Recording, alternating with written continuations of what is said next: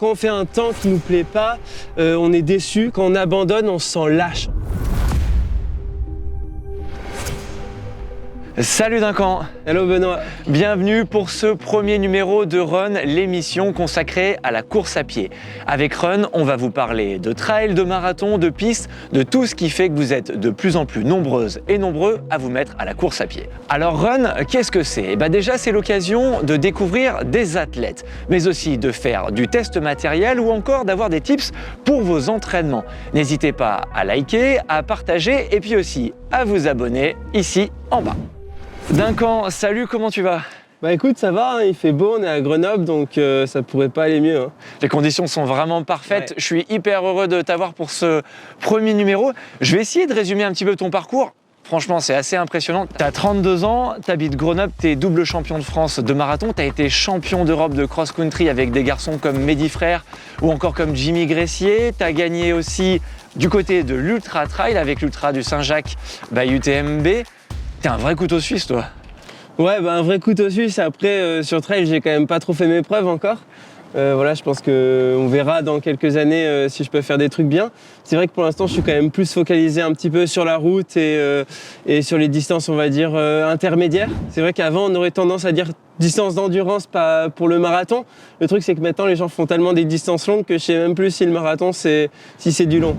On sait tout ce que c'est. Au niveau d'une course à pied, des fois, on a la pression, c'est parfois insupportable et on ne sait pas trop comment la gérer. Moi, j'ai une question à te poser, Duncan. Comment tu gères cet aspect-là, ce stress d'avant-course ? Le premier truc à faire, c'est pas de se dire « Ah, je veux pas avoir de pression », c'est un peu plus d'accepter cette pression, presque de l'embrasser plutôt que de la fuir, d'être capable de la gérer de telle façon à ce qu'elle ne devienne pas non plus trop importante. Ça te bouffe, toi, des fois, ou pas, cette pression ? Je pense que la pression, ouais, quand il y en a un petit peu, ça va stimuler, effectivement, ça va aider un petit peu après à se transcender le jour J. Quand il y en a trop, des fois, ça prend trop d'énergie et ça fait qu'en fait, on est fatigué, on est trop fatigué avant même d'avoir commencé. C'est quelque chose qu'il faut apprendre un petit peu à gérer. Ouais, on joue pas sa vie, quoi. Ouais, c'est ça. Duncan, si je te parle de marathon, ça te dit quelque chose ? Ah ouais, ça commence à me dire quelque chose. Ouais. Maintenant, ça fait quoi, bientôt 4 ans que j'ai fait mon premier marathon. On va dire que maintenant, c'est ce qui me permet aussi de vivre. Donc ouais, le marathon, je commence à pas mal connaître. Alors, juste pour préciser, Duncan, sur marathon, c'est 2h09 cette année à Séville, en Espagne. L'ambition peut-être d'aller en dessous encore ?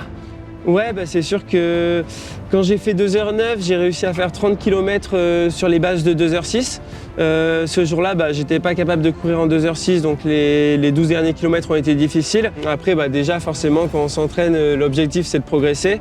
Et oui, je pense que je peux aller chercher un petit peu mieux. Tout le monde va pas être double champion de France de marathon comme toi. Je pense que là, on est réservé clairement à une élite. Je n'arriverai jamais à faire ce que tu fais. On est de plus en plus nombreux à venir sur cette distance du marathon. Et il y a des gens qui débutent. C'est quoi les conseils que tu donnerais quand on doit faire son premier marathon ? Le premier conseil, c'est s'entraîner. Le talent et tout, c'est important, mais c'est surtout le travail qui fera qu'on sera bon. Le deuxième conseil, peut-être s'écouter. Je pense qu'il vaut mieux apprendre à se connaître. Par exemple, partir sur des bases qui sont réalisables en vue de ce qu'on a fait à l'entraînement, justement. C'est les deux conseils principaux, ce serait ça. S'entraîner, s'écouter, et forcément, après, avoir un rythme de vie sain, on va dire. Tu me parles d'entraînement, t'es à quoi, 6-7 entraînements semaine ? Moi, je cours, on va dire, il y a des périodes. Il y a des périodes où je m'entraîne un petit peu moins, il y a des périodes où je prends même un break et tout pour couper, pour psychologiquement être motivé pour la prochaine préparation. Mais on va dire qu'en préparation marathon, moi je fais à peu près 230 km par semaine, 230, 240, 250, et donc c'est 30-35 km par jour. Mais tu dirais que c'est quoi le minimum justement ? Toi tu nous parles de 200 km semaine. Clairement, quand on a des études, quand on a un boulot, c'est pas facile de s'entraîner forcément tout le temps. C'est quoi le minimum pour quand on veut faire un marathon correctement ? C'est 40 bornes semaine à peu près ?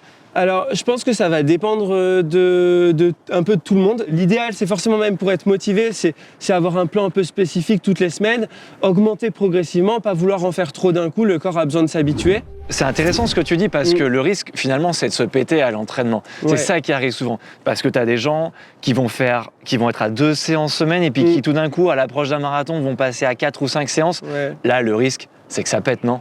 Le problème, c'est que si tu t'entraînes jamais et que tout d'un coup tu te mets à beaucoup t'entraîner, et ben en fait tu vas créer énormément de fatigue et tu n'auras pas le temps de récupérer. C'est un peu le principe du surentraînement. Donc c'est en général c'est là que tu te retrouves à te blesser.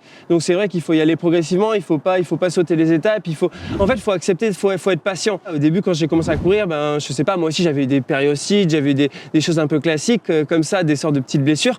Et en fait ton corps après il est tellement habitué qu'il est renforcé. Et en fait juste pour moi courir 15-20 km dans la journée, c'est plus grand chose. Je sais que c'est quelque chose qui va vous parler, c'est l'échec. On l'a tous vécu en course à pied, que ce soit parce que notre chrono n'était pas celui qui était espéré ou tout simplement parce qu'on n'a pas terminé la course. Il y a plein de raisons, il y a la météo, on n'était pas forcément en forme, on n'était pas préparé. Toi, Duncan, est-ce que tu as connu ça, l'échec? Est-ce que c'est quelque chose qui te parle? Ouais, bah, je pense que tout le monde connaît l'échec.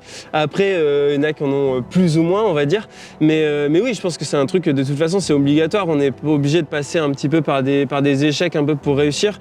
Et même indépendamment de ça, je trouve qu'on progresse plus après un échec qu'après, entre guillemets, une réussite parce que on est frustré, parce que du coup, on a envie de faire les choses différemment, parce qu'on a appris davantage. C'est vrai que c'est plus dans les moments difficiles où on va plus se remettre en question et on va plus travailler que quand on se retrouve à être entre guillemets heureux d'un résultat. Vous avez sûrement dû le voir, c'est de plus en plus compliqué d'avoir un dossard sur les épreuves, que ce soit sur marathon, sur 10 km, sur semi ou bien sur les trails. Mais en même temps, il y a plein de gens qui se mettent à faire des off. Les off, c'est quoi? C'est pas mettre un dossard et puis c'est aller courir, se fixer un petit challenge. Toi, est-ce que c'est quelque chose qui te parle? Ouais, bah moi ça me parle forcément. Cette année, c'est vrai que j'ai fait un peu le tour de la France en courant, en grande partie en courant. Et non, c'est vrai que les dossards, c'est cool, ça permet d'avoir quelque chose d'un peu d'officiel, d'être avec beaucoup de monde. Après, faire un peu des trucs un peu différents, un peu pour soi, un peu... voilà, moi c'est un truc qui me plaît aussi et c'est vrai que j'encourage les gens à faire ça. D'ailleurs, si vous n'avez pas suivi ce qu'a fait Duncan avec Jour de marché, on vous propose quelques images, vous allez voir, c'est juste dingue ce qu'il a fait. Vas-y. Je prends toi, hein. Yes,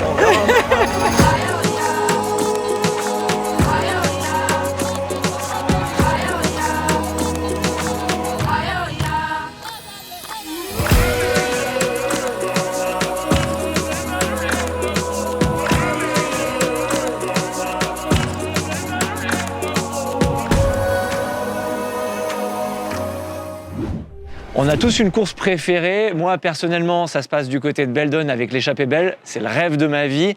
Toi, Duncan, c'est quoi ce qui te fait rêver par-dessus tout? Moi, ce qui me ferait rêver par-dessus tout, je dirais c'est pas forcément une course justement en particulier, mais plus un événement. Forcément, pour moi, l'événement un peu ultime, c'est les Jeux Olympiques. Forcément, idéalement, Los Angeles 2028.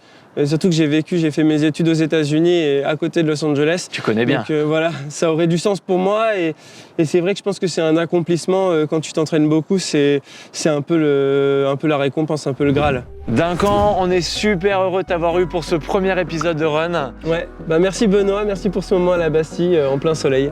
Ouais, on a profité, vraiment c'était super, des conditions top. Ça nous donne l'occasion de passer désormais au test matos.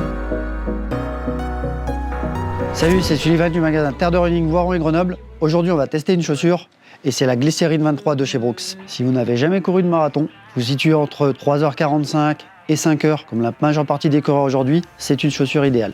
On a un amorti en DNA Tuned qui va apporter un maximum de confort et un peu de dynamisme aussi sur la chaussure. Aujourd'hui, la plaque carbone, quand on est sur un temps de 3h45, 4h, voire plus, il n'y a pas forcément d'intérêt. Toutefois, si vous avez envie de vous faire plaisir, vous pouvez tout de même partir sur ce genre de chaussures sur des séances de qualité. Ça vous permettra d'aller chercher de la survitesse et d'avoir une chaussure qui soit entraînante. Par contre, pour les sorties longues, les footings de récupération et le jour de la course, en 4 heures, on part sur de l'amorti et sur du confort.